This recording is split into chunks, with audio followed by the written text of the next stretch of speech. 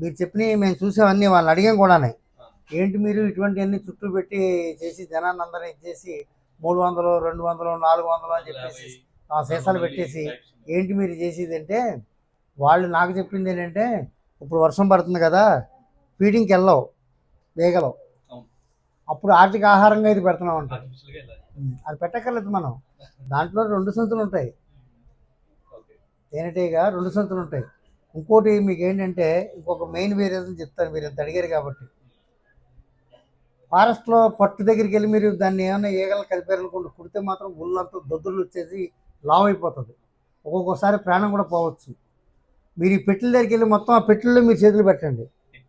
ఇది అర్థమైపోయింది కదా. ఇది ఇంత వెయిట్ ఉందా, మీరు పట్టుకోండి, దేని ఎంత ఉంది వెయిట్, అంత ఎందుకు ఉంది.